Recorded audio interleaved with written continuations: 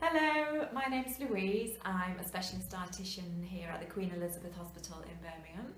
And welcome to my week. I'm being the curator of the AT NHS, and I'm going to tell you all about what a dietitian is, what a dietitian does, and more specifically about my specialist area of inherited metabolic disorders. So what is a dietitian? Well, we are all qualified to degree level, and we have to continually prove that we are staying up to date with the latest evidence and the latest guidelines. So as dietitians, we look at the latest science and the latest evidence, and we translate that and make that kind of practical advice for people on health, well-being, and more in the hospitals. It's more on disease or disorders and how to help to keep people well.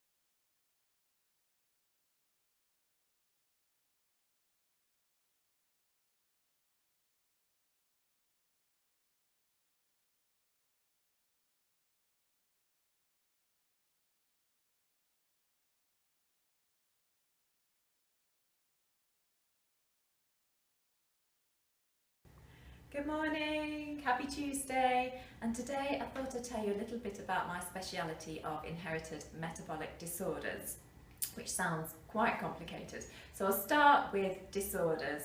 So I like to call them disorders rather than diseases, because the patients, they're born with these disorders and they have them lifelong, and if they have the right treatment then they should lead quite a normal life.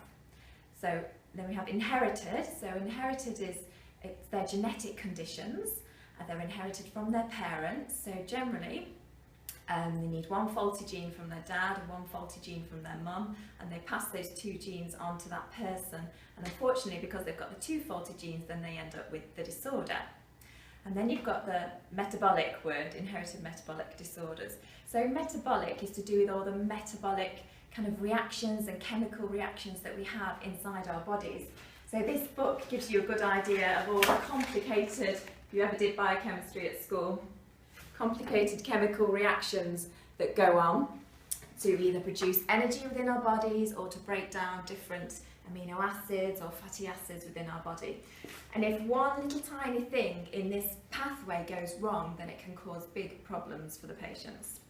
So it could be that they can't break down or metabolize a certain amino acid or chemical, and that means that something else might build up in their in their blood, which could cause toxic side effects for them. Or it could be that they can't break something down, which means that they will run out of something or some kind of energy. So we would tailor the diet around what is going on with that chemical reaction. So for example, one of the bigger disorders we see is phenylketonuria, which is PKU, where the body can't break down a certain amino acid called phenylalanine. This builds up in the blood, and babies and young children, if it's high in the blood, they'll get brain damage and learning difficulties. So it's so important that they're picked up on newborn screening and their low phenylalanine diet is started straight away. Another disorder might be where the body can't break down or use long chain fats properly. So if they can't use those fats, they might run out of energy if they're fasting and become hypoglycemic. So we've tailored the diet so that never happens, so they have to eat regularly with carbohydrates and often follow a low protein diet as well.